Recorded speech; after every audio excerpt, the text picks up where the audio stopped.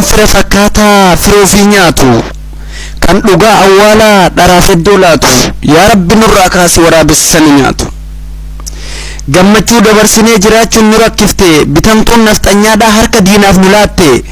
jiruu jireenyaan guunne jiraachuun nu rakkifte akka sangaa gurguraa nama keessaa cokama hata yoomuun baqanne diinaan maaliif marfama goota sabaaf mormatu mirgi maaliif sarbama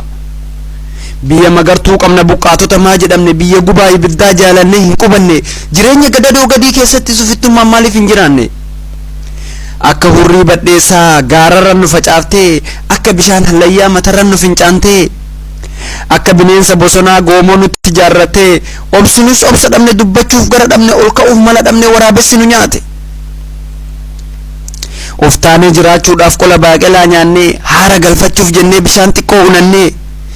jiraachuu lubbuuf jecha garba taanee facaanee dhiiga xuuxxeen ufitti ammas maanurraan hafne dhiiga xuuxxeen ufitti ammas maanurraan hafne bara bobbaa birmannaa jila madda walaabuu gaafa oromoon diina dhorke miilumaanuu gadhaabuu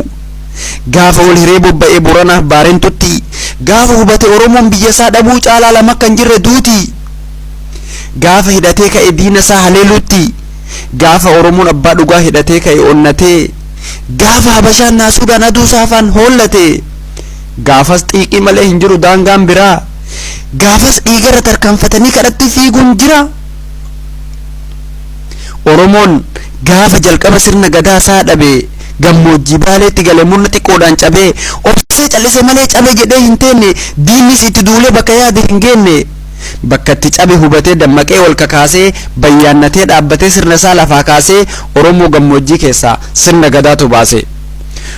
oromoon hundaa qaba eessumattuu maal dhabe oromootu abisiiniyaa kaleessaa miila tokkoon dhaabe bara ijaarsa waraanaa gadaa melbarraa kaasee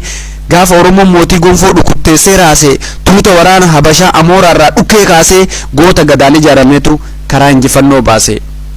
ol ka'iyyaa dargaggoo diinnu rakkiftee nurra deemuu barbaadde riqicha nu godhattee nu duuka kaatu jirti ammallee akka saree maraattee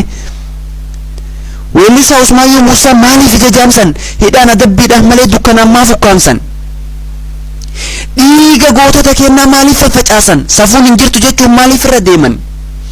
reeffa eebbisaa addunyaa lafarra maaf harkisan gootota meeqatu bade kan lafeeyyuu dhaban sun hundumtuu gatii dhabnaan ar'allee nu reeban sun hundumtuu gatii dhabnaan ammayyuu nu reeban maalan godha garaa koo umrii kanaan gubadhe ijji koo soo argitu cal'isuudhaaf rakkadhe diinaaf harkaan laaduu ammallee rabbii kiyya kakadhe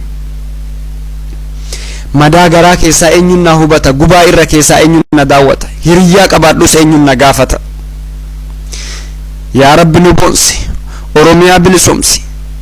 tokko nu taasisi ilmaan oromoota madaasaa fayyisi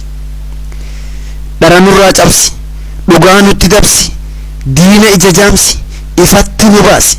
yaa rabbii keenna si kadhanne dallaa kennu cimsi baala qaqallatu bishaan lafa keessaa bahuudhaaf dhiitatu duumessa roobuudhaaf samirratti rakkatu yaa rabbi cinqaa baasi garaa guggubatu kichuu nu taasisi gogaa nurraa kaasi fixeensa ganamaa ijaan nu garsiisi furtuu balbala keenya harkatti nu deebisi kana caala sin kadhannu yaa rabbi abiyootu nurraa kaasi